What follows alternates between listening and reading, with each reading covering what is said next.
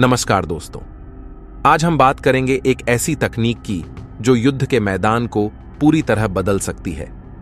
क्या आपने कभी सोचा है कि एक राडार सिस्टम ध्वनि की गति से 20 गुना तेज उड़ने वाली मिसाइलों को ट्रैक कर सकता है? लगता है असंभव, है ना? लेकिन चीन ने यह कर दिखाया है। चीन के वैज्ञानिकों ने एक ऐसा राडार सिस्टम विकसित किया है जो मैक 20 की रफ्तार से उड़ने वाली 10 मिसाइलों को एक साथ ट्रैक कर सकता है। यह खबर दुनिया भर में चर्चा का विषय बन गई है। आइए इस तकनीक को समझते हैं और देखते हैं कि यह हमारे देश भारत के लिए क्या मायने रखती है।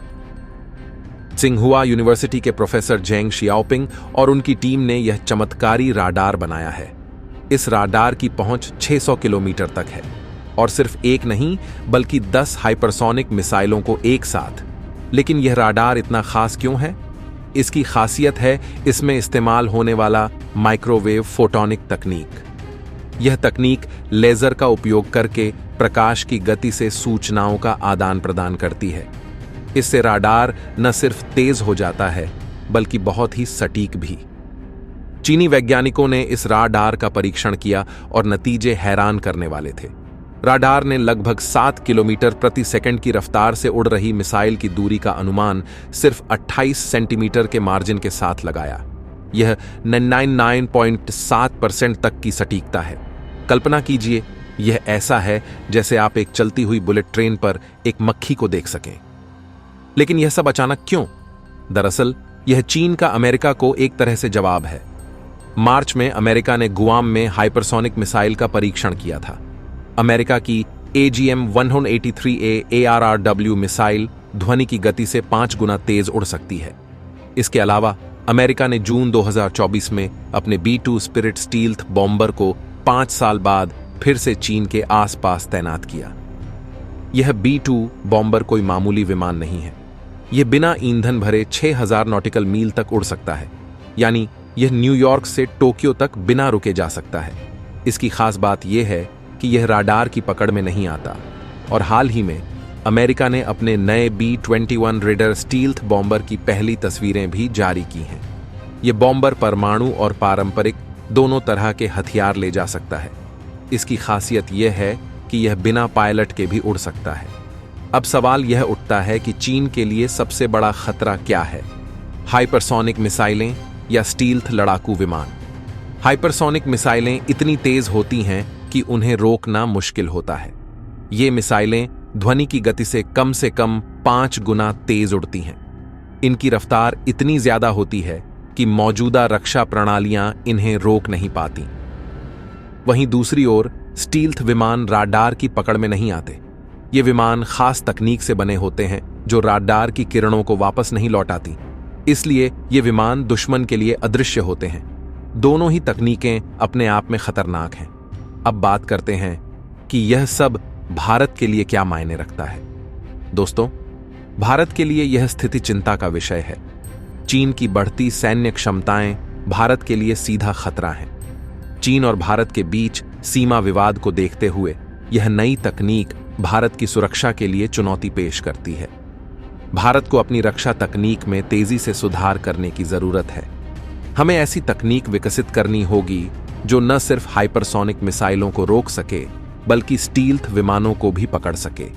यह आसान नहीं है, लेकिन असंभव भी नहीं। भारत पहले से ही इस दिशा में काम कर रहा है।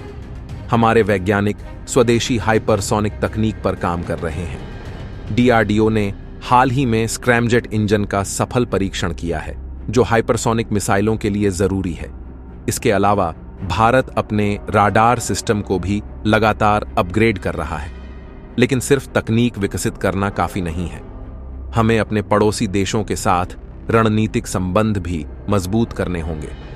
भारत पहले से ही क्वाड का हिस्सा है, जिसमें अमेरिका, जापान और ऑस्ट्रेलिया शामिल हैं। इस तरह के गठबंधन भारत को तकनीकी और सैन्य सहयोग प्रदान कर सकते हैं।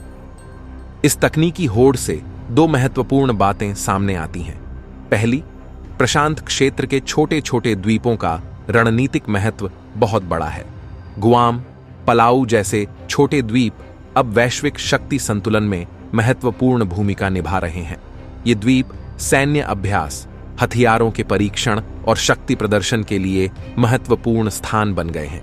दूसरी बात, हाइपरसोनिक हथियारों और उनके जवाबी उपायों की यह होड़ युद्ध की तकनीक में एक नए युग की शुरुआत है।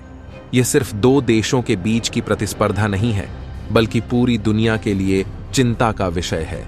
इस तरह के हथियार वैश्विक स्थिरता के लिए खतरा पैदा कर सकते हैं। भारत को इस स्थिति में संतुलन बनाने की जरूरत है। हमें अपनी रक्षा क्षमताओं को मजबूत करना होगा, लेकिन साथ ही शांति और स्थिरता के लिए भी प्रयास करने होंगे। हमें अपने पड़ोसी देशों के साथ संवाद बनाए रखना होगा और अंतर्राष्ट्रीय मंचों पर हथियारों के नियंत्रण की वकालत करनी होगी। दोस्तों, यह खबर हमें बताती है कि दुनिया में तकनीकी प्रतिस्पर्धा किस कदर बढ़ रही है। हमें इन विकासों पर लगातार नजर रखनी होगी और अपने देश की सुरक्षा के लिए तैयार रहना होगा। अगर आपको यह वीडियो पसंद आया हो तो कृपया लाइक और सब्सक्राइब करना न भूलें। और हां, अपने विचार कमेंट बॉक्स में जरूर साझा करें। आप क्या सोचते हैं? क्या भारत को इस तकनीकी होड़ में शामिल होना चाहिए या हमें शांति और कूटनीति पर ध्यान देना चाहिए? अपने विचार हमारे साथ साझा करें। अगली रोचक खबर के साथ फिर मिलेंगे। तब तक के लिए सुरक्षित रहें, सतर्क रहें और देश की प्रगति में अपना योगदान देते रहें। जय हिंद, जय भारत।